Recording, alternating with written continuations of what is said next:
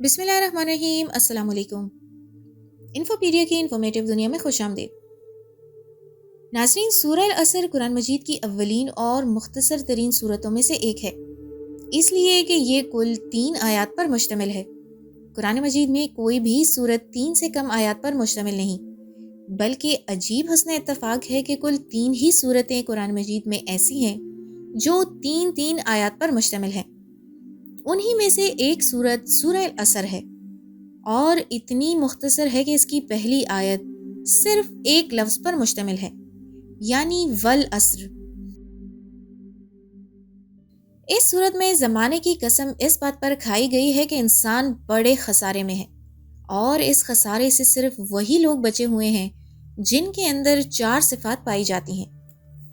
Number 1 ایمان، number 2 عمل صالح، number 3 ایک دوسرے کو حق کی نصیحت کرنا، اور نمبر 4 ایک دوسرے کو صبر کی تلقین کرنا۔ اب اس صورت کے ایک ایک جز کو لے کر اس پر غور کرنا چاہیے تاکہ اس صورت کا پورا مطلب واضح ہو جائے۔ زمانے کی قسم کا مطلب یہ ہے کہ زمانہ اس حقیقت پر گواہ ہے کہ انسان بڑے خسارے میں ہے، سوائے ان لوگوں کے جن میں یہ 4 صفات پائی جاتی ہوں۔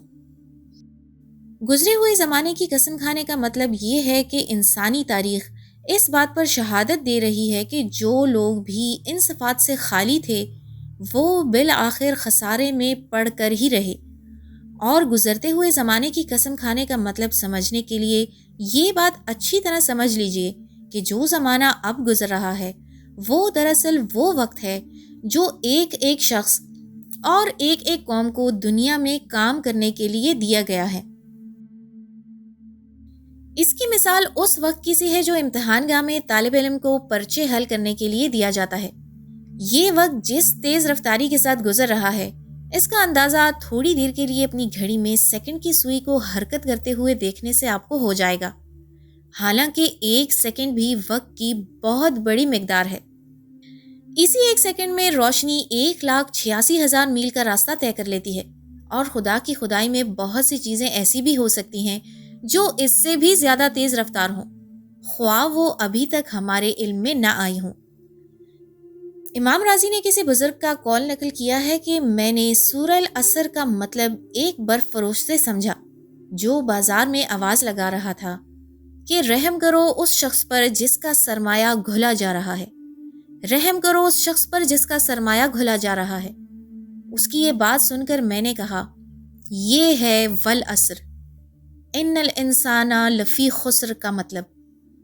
عمر کی جو مدت انسان کو دی گئی ہے وہ برف کے گھلنے کی طرح تیزی سے گزر رہی ہے۔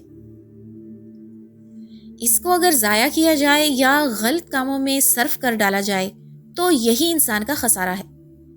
بس گزرتے ہوئے زمانے کی قسم کھا کر یہی بات اس صورت میں کہی گئی ہے۔ جب قرآن پورے زور کے ساتھ کہتا ہے کہ در حقیقت انسان بڑے خسارے میں ہے تو اس کا مطلب دنیا اور آخرت دونوں کا خسارہ ہے، اور جب قرآن کہتا ہے کہ اس خسارے سے صرف وہ لوگ بچے ہوئے ہیں جن کے اندر 4 صفات پائی جاتی ہیں تو اس کا مطلب دونوں جہانوں میں خسارے سے بچنا اور فلاح پانا ہے۔ قرآن مجید میں پوری طرح سے اس بات کو بھی کھول کھول کر بیان کر دیا گیا ہے کہ ایمان لانے سے کن چیزوں پر ایمان لانا مراد ہے۔ اس سے مراد اولاً اللہ کو رب ماننا ہے کہ وہی ایک خدا ہے اور اس کا کوئی شریک نہیں۔ ایمان کے بعد دوسری صفت جو انسان کو خسارے سے بچانے کے لیے ضروری ہے وہ نیک کاموں پر عمل کرنا ہے۔ اس کے بعد یہ سورت 2 مزید صفات بیان کرتی ہے جو خسارے سے بچنے کے لیے ضروری ہیں، اور وہ یہ ہیں کہ ایمان لانے اور عمل صالح کرنے والے لوگ ایک دوسرے کو حق کی نصیحت اور صبر کی تلقین کریں۔ ہر سیکنڈ ہماری عمر کم ہو رہی ہے اور ہم برابر اپنی موت کے قریب ہوتے جا رہے ہیں۔ کسی بھی وقت موت کا فرشتہ ہماری روح قبض کرنے آ سکتا ہے۔ ہمارا جو بھی لمحہ اللہ اور اس کے رسول کی نافرمانی میں گزر رہا ہے وہ ہمیں خسارے کی طرف لے کر جا رہا ہے۔ اس مختصر سی صورت میں انسان اور پوری کائنات کو پیدا کرنے والے نے زمانے کی قسم کھا کر ارشاد فرمایا کہ ہر انسان بڑے خسارے اور نقصان میں ہے۔ ہر شخص اپنی زندگی کا جائزہ لے کہ اس کے اندر یہ 4 اوصاف موجود ہیں یا نہیں۔ قرآن کریم کے اس واضح اعلان سے معلوم ہوتا ہے کہ اگر یہ 4 اوصاف یا ان میں سے کوئی ایک بھی وصف ہمارے اندر موجود نہیں ہے تو ہم دنیا اور آخرت میں ناکامی اور بڑے خسارے کی طرف جا رہے ہیں۔ لہٰذا ابھی بھی وقت ہے، موت کب آ جائے کسی کو معلوم نہیں۔ ہمیں چاہیے کہ ہم سب یہ عزم کریں کہ دنیا اور آخرت کی کامیابی حاصل کرنے اور بڑے خسارے سے بچنے کے لیے یہ 4 اوصاف اپنی زندگی میں آج بلکہ ابھی سے لانے کی مخلصانہ کوشش کریں گے۔